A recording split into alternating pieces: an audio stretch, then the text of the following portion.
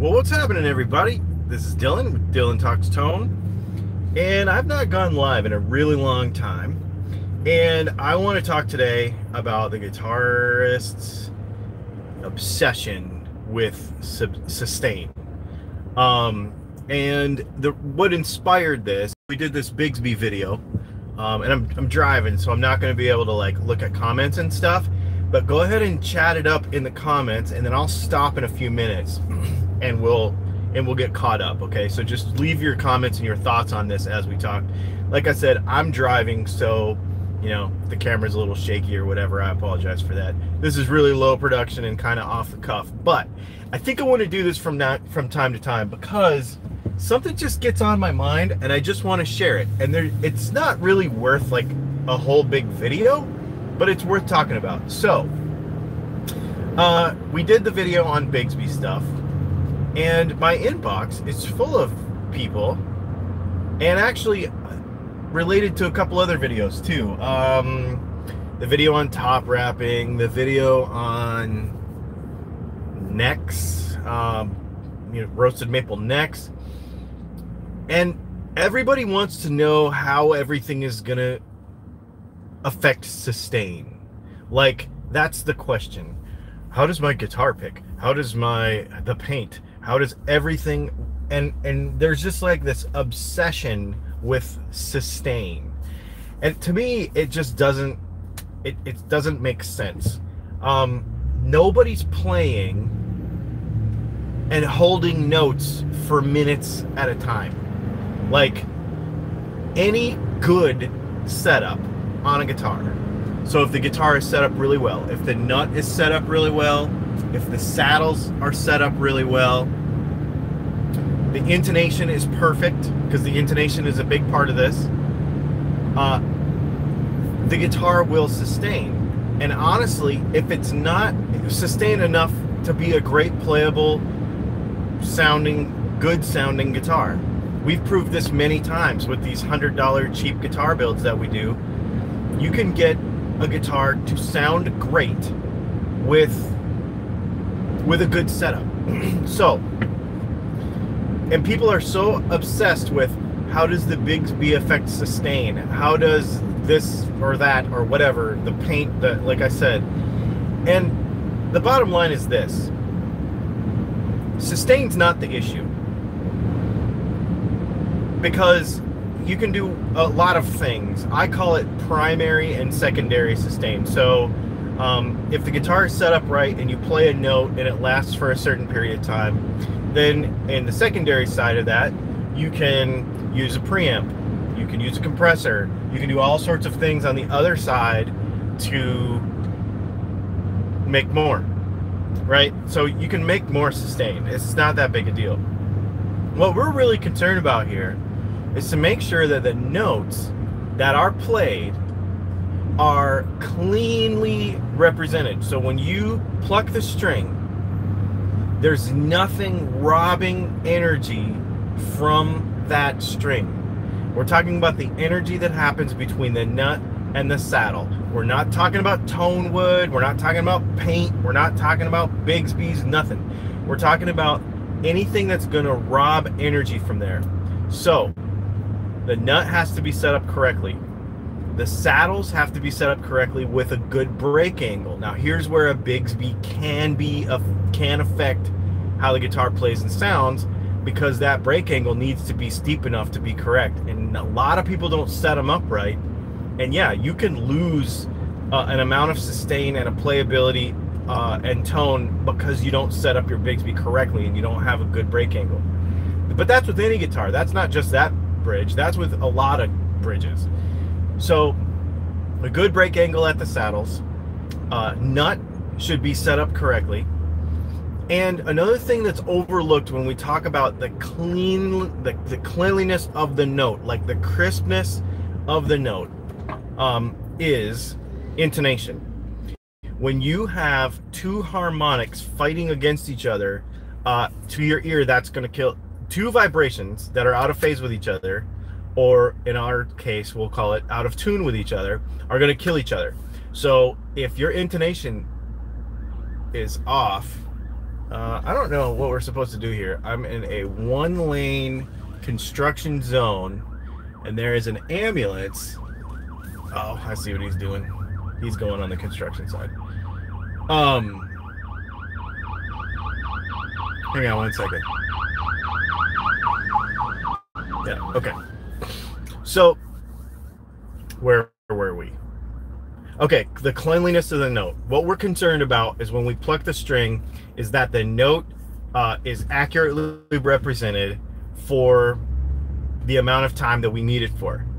And people will call that sustain, but it's not. It's actually the pick attack and the cleanliness of the note. That all happens, like I said, nut, saddle, and a big one that people overlook, like I said, is being in tune, first of all, number one, and number two, play in tune, like make sure your guitar stays in tune, number one. And number two, make sure that your guitar is properly intonated, because as you move around on the fretboard, the guitar is not a perfect intonation instrument. You'll never be perfectly intonated because of the math and the way a guitar works. If you play down here, it won't be as perfect as if you play up here. There's always gives and takes, but getting it as close as possible is important so that you don't have notes fighting each other, because when you have vibrations that fight each other, they cancel each other. So if your guitar is not properly intonated, you'll have vibrations that are fighting each other, canceling each other, and killing your tone. The reason we bring all of this up is because while people obsess about the Bigsby, obsess about paint finishes, obsess about all these other things, it's possible.